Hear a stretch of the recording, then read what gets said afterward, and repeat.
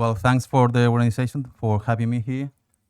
Well, I will try to make it simple and short. This is the only species of box jellyfish in the Mediterranean Sea.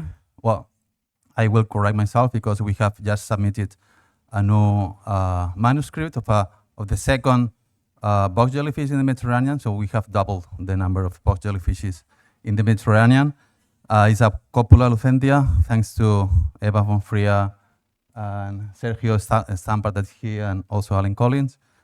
And well, when we perform an experiment of obtaining data of the amount of the abundance of individuals in the sea, what we have is data of abundance every time we go to the field, but we don't have information about the rates, about the rate of growth, or the probability of growth, the probability of die, or be advected, or whatever. If we could tag and follow all the part of the individuals of that population, it would be easy to calculate those probabilities, but in our case, it's impossible to tag and follow jellyfish. So to calculate those probabilities, we should apply a method. It's called an inverse method. It's well studied in terrestrial populations, but in marine populations, it's really it has been published about 5 or 6 times only. One of the publications is from my team with this Carybdea marsupialis population. And what we do is, first of all, applying this inverse method to the data of abundance every time that we get from the field, we calculate the parameters of the Leslie matrix. Those parameters are related to fecundity per size class, or probability of staying at the same size class at the following differential of t, and the probability of growing to the next size class. Analyzing this is very classical in population ecology. Analyzing these parameters of the Leslie matrix, we can obtain the population asymptotic growth rate, or even the stable distribution, or the reproductive value of each stage, of each individual at each stage. Well, what we have done here is go a step further and transform the matrix approach into a dynamic modeling approach.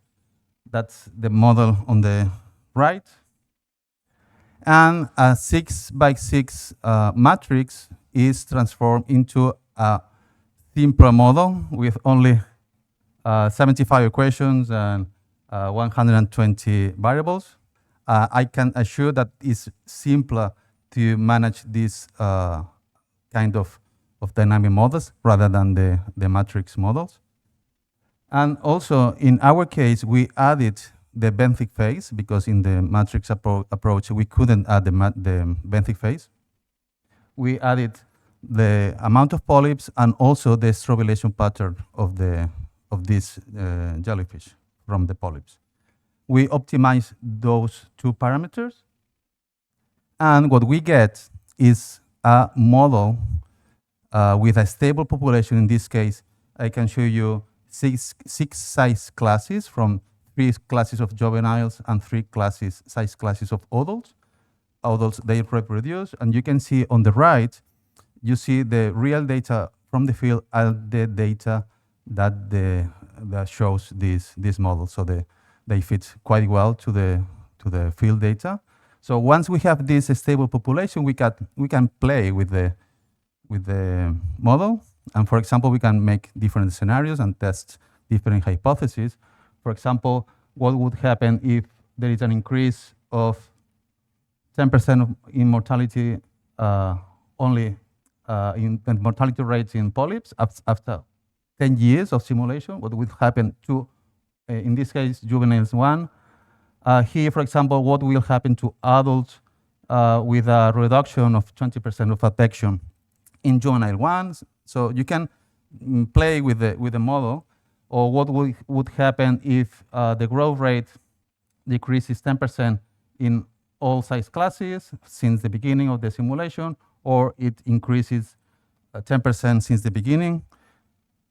We can also add randomness to any kind of parameter that we want.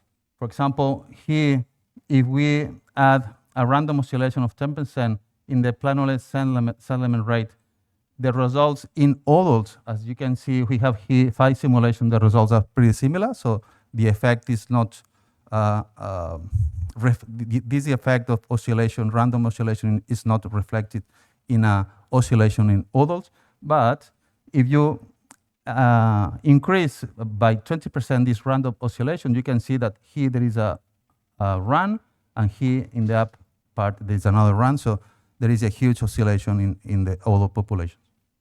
For example, here we added random oscillation in 2 variables, in settlement rate and also in recruitment success. And as you can see, you have some here at the bottom, some runs, some results, and with the same parameters of the model, only adding this random oscillation of 20% in 2 variables, you can see many different results based on the same numbers. Here you can see a kind of stochasticity.